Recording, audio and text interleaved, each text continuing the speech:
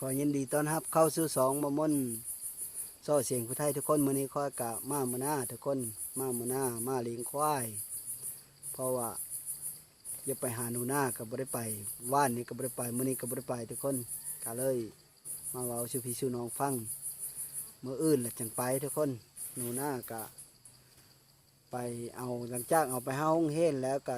ติดคูติดมุ้งแล้วก็หนูหน้าก็บ่เยอะเม้อเฮิรนทุกคนน่ะเม้อเฮิรนแล้วปัดจักเป็นเพื่อจังให้มือนั้นนะให้โยนั่นเลิกกับมีย่าเขากับผ้าอันผ้ามาหาแม่ผ้ามาหาแม่ข้าวหนึ่งผัดหุบเอาเคิงเอาคองแล้วก็เยอะเมื่อผู้โลดเยอะไปเฮิรนไม่ซ่อนผู้โลดนะเพราะว่าก็คือเขาเห็นนั่นแหละแม่กับโบยปะน้ำเด้เนาะแม่กับโบยเว้าเยจ่าน้ำแล้วก็เด็กน้อยบ่มีบ่อนเพิงบ่อนอาศัยว่าแล้วก็ดิก็เลยจะไปอยู่น้ำตะเมซ่อนคอยกะแมนยดอคอยไปติดตามดูแลกะมือเลิกคอยข้าวเอะกะบ่ได้ไปในนี้แล้วทุกคนอันคือมือนี้กะเป็นเพื่อจังบ่ได้ไปฮะคอยมาเลี้ยงควายคอยเพื่อลุกับเม่นะไปเกี่ยวเข้าซอยป้านะทุกคนไปเกี่ยวเข้าซอยป้าซอยกับซอยเอาเงินนั่นแหละพอได้ซื้อปลาแป้งโน่ทุกคนซื้อปลาแป้งโน่พอได้ใช้ได้ใจหมุนใช้ในครอบครัวนี่แหละคอยกะอาศัยต่อเงิน YouTube นะกะชอบฮอดเดินจักฮอดเดินกับบ่อ้อบางเธอก็ได้ช่องเดินจังได้เธอหนึ่งก็มีจะเห็นแล้วเลยละช่องเดินชำเดินได้เธอหนึ่งก็มีกะสู้ไปนี่แล้วคอยก็ได้สองน้อยมันคลิปกับบ่จะไปของมือนี่กับทุกคนใจซอยค่อยได้เด้อแต่เมื่ออื่นล่ะค่อยสิไปหาหนูหน้าแล้วก็สิไปเบิ่งอยู่ห้องเฮนเลยว่าเฮนฮอตคัลเลอร์แล้วเขาเฮ็ดนั่นเลยกิจกรรมนั่นเลยของมือนี่นะเพราะว่าบ่ได้ไปได้2 มื้อแล้วก็หนูหน้าก็ค่อยความตั้งใจของค่อยนะเยอะหนูหน้านะได้เห็นหนังสือเพื่ออ่านได้เขียนเป็นหลังจากอายุฮอด11-12 ปีแล้วค่อยเยอะโบสนะค่อยเลยสิเอาเฮาโบสบาดนี้ถ้าว่าเป็นไปได้นะทุกคนอีกสัก2-3 ปีนี่นะให้มันเยอะให้มันจากความได้แล้วก็ให้มันได้หนังสือได้แล้วก็ใครได้เห็นสูตรเห็นเทศก็ได้แล้วก็เฮาสิเขียนแล้วก็มันเหลาเอานะถ้าเป็นไปได้ก็เยอะหนูหน้านะโบสปีนี้นะเอาเฮาเห็นสักก้อนอีกสัก2-3 ปีแล้วมันเห็นอ่านได้พ่อเขียนเป็นแล้วก็เอาเฮาโบสก็จังพ่อแม่พี่น้องเอาใจซอยค่อยได้เด้อค่อยกะสีพยายามติดตามนี่แหละโทรศัพท์ค่อยก็จักเป็นเพื่อเที่ยวแต่ยักค้างทุกคนขมือนี่ก็โลดก็ช้าก็เลยยะได้โทรศัพท์ก็มันเก่าแล้วบริเวณเล่นนี่แหละราคามันกระบอกแพงทุกคนมันก็ยึดตะค้างจะมันเป็นนะเลยกันถ้าว่าบ่เห็นค่อยลงคลิปหรือว่าสองนบ่ตายแล้วโทรศัพท์เลยสิตายก่อนค่อยว่าจะได้ค่อยกับบ่จากไล่ยึดชื่อกับบ่มีเงินทุกคนบ่ได้หมายแล้วเราเรียกร้องความสนใจเยอะเฮ้ยซื้อกับบ่มีแล้วคนไหนถ้าว่ามีกะขอบคุณหลายๆพอกับมดคำคืดคำคืดน้ำโทรศัพท์นี่ก็พอแล้วเห็นนั่นเลยกับค้างเห็นนั่นเลยกับค้างลิ้นไปเลยกับหญ้าของมือนี่นะก็ได้ไปหาหนูหน้าทุกคนหนูหน้ากะในนั้นแล้วบ่แมนดอกบ่แมนพี่แมนน้องดอกทุกคนบ่แมนลูกแมนหลานคอยดอกแต่ว่าคอยเฮ็ด YouTube นี่แหละทำอิฐกับบริเฮ็ดเกี่ยวกับการสวยเหลือจักดีเลยทุกคนเพราะว่าค่อยเฮ็ดไปฝ้ายไปขึ้นผู้ไปหายิ่งไปหาล้านไปเพื่อแต่ว่าบุพอได้หมู่ได้ฟ้านไปเลยน้ำมูจักเถอดอกไปซื้อบุพอได้แต่ว่าขึ้นผู้ขึ้นไปนอนด่านนอนเพื่อไปน้ำมูและบุได้หมู่จักเถอดอกได้กินแต่นกแต่หนูธรรมดานี่แหละพอดีไปนอนอยู่บ้านหางพุ่นและผู้จังแห่พุ่นและตะเก้าพุ่นนะตอนปีแล้วนี่นะคอยเฮ็ดนะเฮินไปนอนตอนคอยตั้งทำอิฐนะว่าอะไรก็ดีช่วงนั้นคอยกะเที่ยวแต่เฮินด่านคือกันบ่แล้วผัด ไปหาซื้อแบ่แด้ค่อยกระท่ายไปทำอิฐนะแล้วพันมีมือหนึ่งแหละค่อยไปซื้อแบ่บ้านนายย้อนกลับมาฮอดตลาดหางหันผัดตลาดหางต้องหันไปเห็นนั่นเห็นช่องไม่รู้อยู่ตะกกชิดาหันปีนกินไม่ชิดาอยู่นะตามที่เคยว่าเขาฟังนั่นแหละก็เลยจะซึ่งถามผัดยันเล่าตีเรามีไม่ข้านผอมอยู่หันแล้วกับไม้หาบเขิงเล่าลุกตุกตุยนั่นแหละไปขันนะก็ค่อยกับบ่ถามดอกว่ายันถือไม่ข้านเล่าบิดรถเลยบิดรถบื้นไปผัดโมกผัดปิ้วบานนี้ตกไปเคอเขาหันก็เลย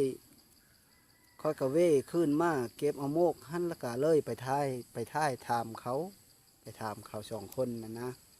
ถามในเลิกกับบอกว่าถามในเลิกกับบอกว่าน้ำเพราะเราเงินเฮอเจ้าซื้อเป็นบอกค่อยเสียเอาเงินเฮอนี่ท่านเจ้าซื้อเป็นแล้วก็ค่อยเสียเฮอแล้วว่าเป็นว่ะเพราะเราเงินเฮอ50,000แล้วก็เอาเฮอหนูหน้านะ12,000มือนั้นนะมือค่อยครบทำอิฐนั่นแล้วค่อยกลับมาเลยแล้วก็ค่อยไปซื้อแบอีเธอหน้าแล้วค่อยเราไปถามหาเฮิรนนะในดองระเบาะเฮิรนเขานั่นไปเห็นเชื่อเป็นตะยะดูอลีทุกคนกินข้าวหุงได้3 มื้อละมื้อค่อยไปมื้อนั้นน่ะโลมีห่อหนึ่งแล้วค่อยไปมื้อที่มื้อต่อมาหันน่ะค่อยไปอีแหละเห็นหุงข้าวน่ะอันเฮาต้มเฮาหมูนั่นยังดีกว่านะเขากินอันนั้นได้3 มื้อแล้วเขาเที่ยวกินอยู่หันนะเขาก็เลยติดตามไปท่ายเขาเลยบ้านนี้นะติดตามไปท่ายเขาเลยเลยผลสุดท้ายเลยบ่ได้ไปอีเลยอันเฮือนผู้เฮือนนั้นนะตอนค่อยเฮือนผู้น่ะมีคลิปหนึ่งเด้อค่อยเฮือนไปผู้แล้วนอนไปหาซาป่าแล้วก็นอนเมื่อแรงมากกำลังกินข้าวนี่ผัดหมาผัดเฮางกมึกหึงขย่านเชื่อเบิ้งผัดบ่เห็นไปเลยยังโคมหากับบ่มียังอยู่เดือดต่อนานั่นแต่ว่ามาผัดขย่านเชื่อคือจะครบคือจะไปเลยเฮาอยู่มึกอยู่มาแล้วก็เฮาอยู่หันมาก็ดิจนฮอด11 โมงหรือว่า5 ทุ่มทุกคนค่อยก็รับไปมาแล้วค่อยหูเมือมาอี3 โมงบ้าน2 โมง3 โมงหรือว่าตี 2ตี 3นี่นะรู้สึกตื่นขึ้นมาได้ก็ได้ยินได้ยินเสียงดังต่ำปกหาซานะคือเสียงต่ำเข้าเบอร์คือเสียงต่ำแจ้วแต่ว่ามันต่ำซาปกเฮงละปกคอยไปทันได้พานดอกตอนนั้นนะแล้วเลยลุกมาฟังเบิ้งกะฟังทางนี้ก็คือทางนี้ฟังไปบ้านนี้คือทางนี้ว่าตูบเลิกกับโบแมนแล้วค่อยเลยลงไปหายังโคมเบิ้งตามเทงตามตูบเนี่ยนะลงไปหาเทงเลิกกับโบเห็นไปหาเทงเลิกกับโบเห็นมีเพื่อจักคนอยู่เรือด่านนั้นมือนั้น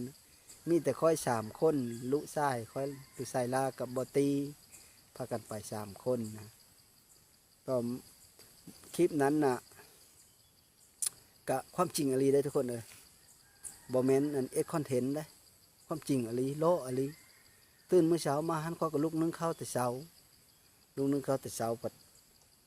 นึ่งข้าวแล้วข้อกับซอยแล้วก็เอาข้าวติ๊บแล้วก็เสยอยู่แล้วบุญนึ่งสิ่งปุ้งนึ่งอยู่ในข้างเทงนั้นอยู่ในข้างตู้ข้างเฮิรนน้อยที่คอยนอนนะบนคอยใส่เขานะเสียงปุ้งลงมาก็เองเฮางงมาก็ดิ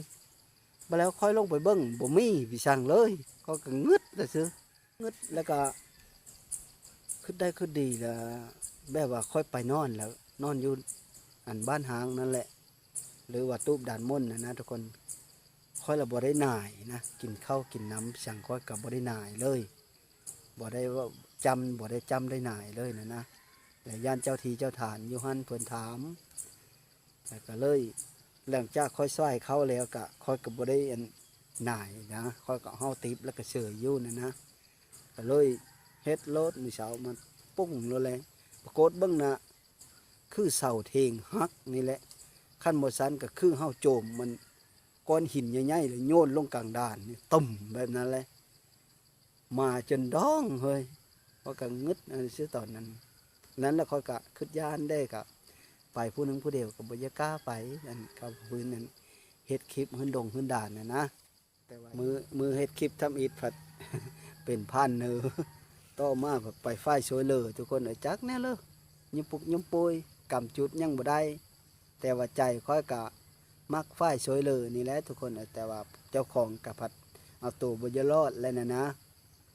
คือสงหลังนี่กะลดเพ่กะจนว่าหมดความคิดบ่มีอันแปลงก็เลยได้ขายเข้าหันก็เอาไปแปลงหมดใส่2 ล้านซี่บ้านนี้ผัดโทรศัพท์ติดค้างๆอยู่จักเฮ็ดนั่นเลยจะได้กองหลุนดีๆคือหมู่ก็ยังคิดบ่อ้อยังบ่มีงบทุกคนเลยคันถ้ามือเลอว่าโทรศัพท์ค่อยตายก็ค่อยก็บ่ป้าดอกหนูนาค่อยก็สิเที่ยวไปอยู่ค่อยก็สิเที่ยวไปจอบเบิ่งอยู่ค่อยก็สิไปซ้ำค่อยได้นั่นแหละค่อยเฮอซ้ำค่อยได้นั่นแหละค่อยก็สิไปดูแลอยู่อีกสัก2-3 ปีค่อยสิเอาเฮอหนูนาน่ะเฮ็ดหนังสือเฮอได้หนังสืออ่านได้เขียนเป็นแล้วก็เอาไปโบสถ์บ้านนี้สิไปเว้านำพ่อแม่ครูบาอาจารย์อยู่วัดแล้วก็เอาหนูนาน่ะลงไปโบสถ์ถามหนูนาข้างแน่นะแต่ว่าพร้อมบ่จะโบสถ์อยู่บ่แล้วก็เอาลงโบสถ์ถ้าว่าได้นะถ้าว่าเป็นไปได้ตามความคิดของค่อยนะค่อยจะซอยเฮาวิทย์ถ้าว่าหนูนาได้เฮาโบสถ์แล้วนี่ก็ถ้าว่าอยู่ได้ก็สิสบายใจก็สิเป็นความสุขถ้าว่าคนเยอะโบสถ์นะถ้าว่าคนบ่เยอะโบสถ์นี่ก็สิเป็นความทุกข์โบสถ์เฮาไปก็สิทุกข์กว่าเก่าเพราะว่าบ่เยอะโบสถ์เด้สมมุติว่านะถ้าว่าผู้เลอเยอะโบสถ์มีบุญโบสถ์แล้วก็โบสถ์เฮาไปก็สนุกสบายเรียนหนังสือแต่ซื้อแล้วก็ปัดตาดกวาดยุ่งทำความดีสร้างตักน้ำทำบุญไปเรื่อยๆมันว่าก็สนุกสบายไปแน่นึงถ้าว่าเจอมักนะถ้าว่าเจอบ่มักก็โยเฮาวัดก็ซ้ำเฮาคุกแล้วแหละถ้าว่าผู้เลอบ่เยอะโบสถ์ก็เฮอโบสถ์นี่นะถ้าว่าผู้เลอเยอะโบสถ์มีจิตใจบุญเก้าเขามีก็อยู่ได้เป็นในนั้นเนาะ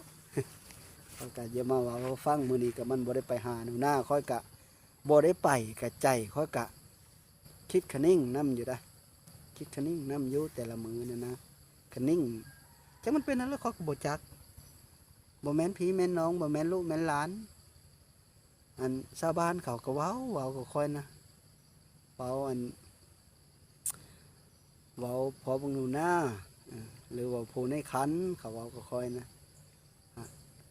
คุมื้อนี้ก็เว้าคือเก่านั้นเลยหากค่อยก็บ่ซ่าจักเฮ็ดนั้นเลยค่อยก็มันเป็นไปแล้วค่อยก็เคยไปซอยเขาอลีแล้วนะมันจะฮอดปีแล้วทุกคนแต่ค่อยไปมานี่ก็คันฮอดเดือน12หรือว่าเดือนนึงแหละได้ปีนึงแล้วฮอดครบแล้วตั้งแต่ค่อยไปมานี่ก็ค่อยก็ว่าเชื่อตามความจริงเลยค่อยไม่ได้ให้เขาอึดเขาหิวเลยค่อยเอากับมีแม้นเอาเงินค่อยนะเงินน้าสาวเงินเงินผู้ใหญ่ใจดีเพิ่นอยู่ต่างประเทศผู้แลฟ้ามาเฮ้อผู้400-500ผู้พันผู้2ผู้10,000ก็มีตอนนั้นก็ค่อยก็เอามาซอยมาสู้เขาจนหมดนั่นแหละเพิ่นเลยก็ดีคือมื้อนี้ก็ค่อยก็สิไป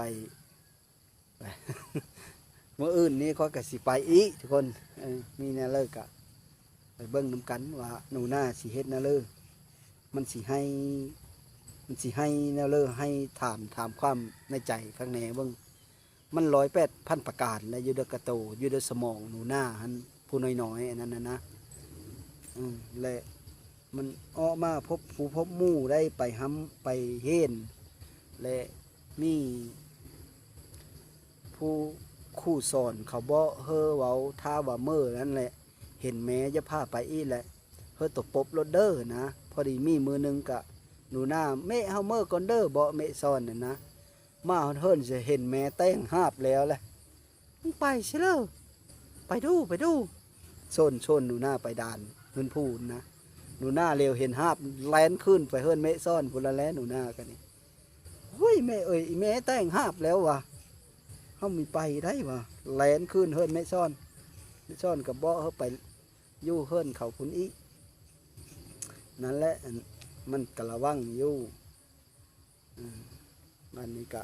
มีแนวเลิกก็เฮอเอาใจซอยทุกคนสุดท้ายก็ขอขอบอกขอบใจนำแม่แล้วก็น้าสาวแล้วก็เอ้ยแล้วก็ครูหมู่เพลินทั้งหลายที่เข้ามาติดตามรับชมและเอาใจใส่ติดตามหนูหน้ามาโดยตลอดก็ขอบอกขอบใจหลายๆแล้วก็เพื่อเอาใจซอยค่อยนี่แหละทุกคนมีแนวเลิกก็ขอบอกขอบใจหลายๆก็ขอกดติดตามกดไลค์กดแชร์ค่อยได้เอาใจซอยได้สองน้อยทุกคนขออยู่ดีมีแห้งขอโชคขมานลำพะโลยก็ถือหวยโรยเบอร์ชูคู่ชูคนเด้อสบายดี